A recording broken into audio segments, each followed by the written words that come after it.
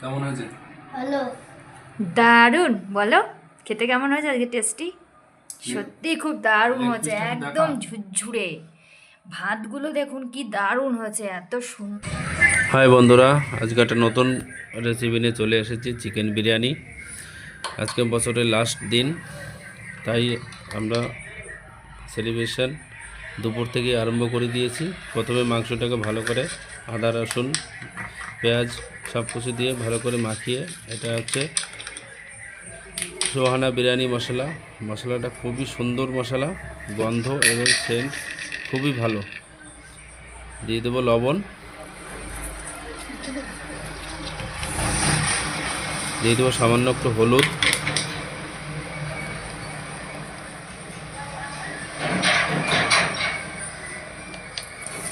বাজার থেকে এটা অনায়াসে পাওয়া যায়, সোহানা বিরিয়ানি মশলা। সোহানি মশলা খুবই সুন্দর, অন্য অন্য বিরিয়ানি মশলা থেকে অনেক ভালো। দিয়ে দিলাম একটু সাদা তেল। এবার দিয়ে দেবো 200 গ্রাম দই। 1 কিলো মাংসতে 200 গ্রাম দই দিয়ে ম্যারিনেট করে রাখতে হবে। আর আমরা কিন্তু মাংসটাকে রান্না করব না, এটা ম্যারিনেট করে 1 ঘন্টা রেখে দেবো।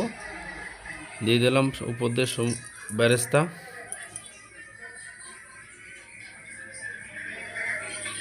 এবার ভালো করে চটকিয়ে মেখে 1 ঘন্টার জন্য রেস্টে রেখে দেবো।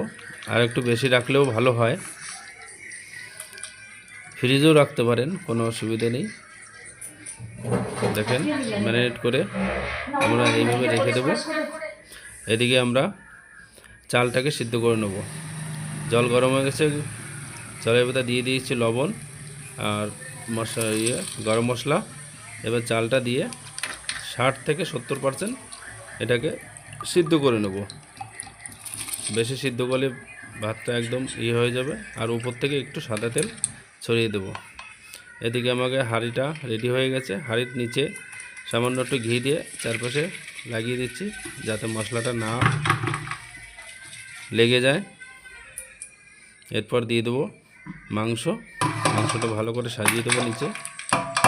আমরা কিন্তু মাংসটাকে রান্না করিনি, যেরকম ম্যারিনেট করা ছিল সেরকমভাবেই আমরা দিয়ে দিয়েছি। এবার দিয়ে দেবো উপর থেকে আলুটা।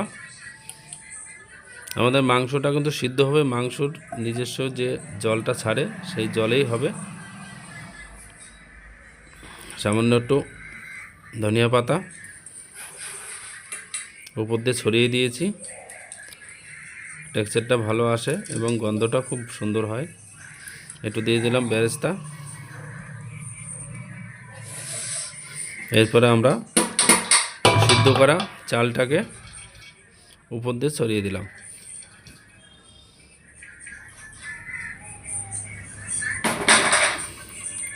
চারপাশে ভালো করে একটু বিছিয়ে দিলাম সমান করে।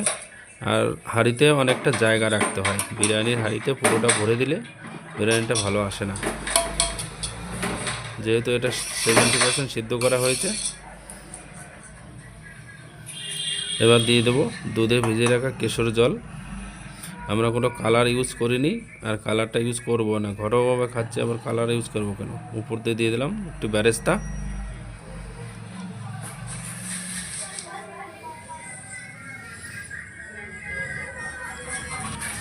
আর একটু দিয়ে দেবো ধনিয়া পাতা, কাঁচা ধনিয়া পাতা। এবার আমরা হাঁড়িটাকে ছিল করে দেবো। গামছা ধুয়ে রেখেছি, উপরে ছিল করে।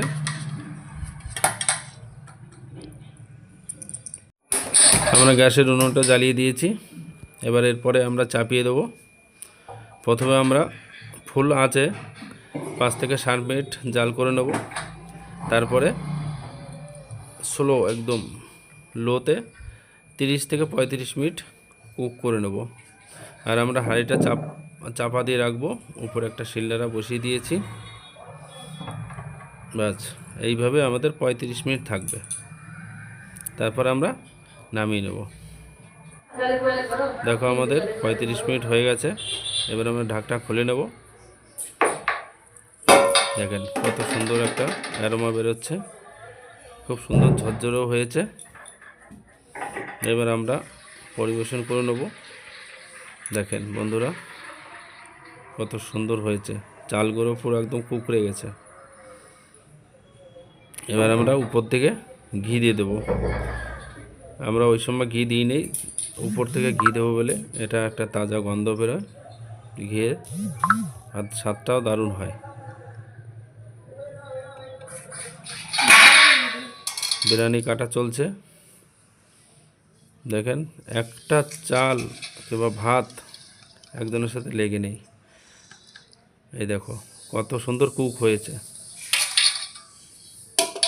মাংসটাও দারুণ একদম। দেখুন কোথাও একটু লেগে যায়নি, কোথাও একটু, একদম পারফেক্ট।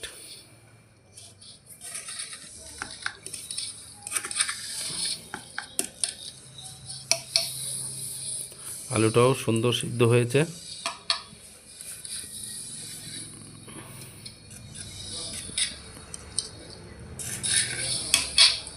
এইভাবে একবার বিরিয়ানি বানিয়ে খেয়ে দেখবেন, খুব সুন্দর হবে। রান্না না করে দম বিরিয়ানি, এটার নাম হচ্ছে হায়দ্রাবাদি দম বিরিয়ানি। এইভাবে রান্না করলে মাংসর ফ্লেভারটা ভাতের সঙ্গে মিশে যায় এবং খেতে খুব টেস্ট হয়। খেয়ে দেখ।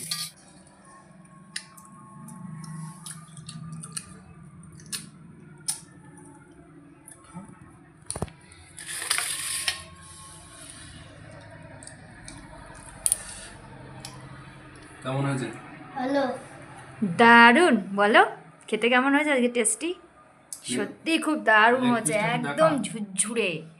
ভাতগুলো দেখুন কি দারুণ হয়েছে, এত সুন্দর মাংসগুলো স্যার, এত সুন্দর হয়েছে, মানে মাংস একদম ঝরে ঝরে পড়ছে, এত সুন্দর হয়েছে,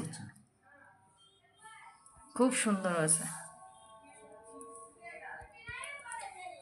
খাও খাও খাও বাবু খাও।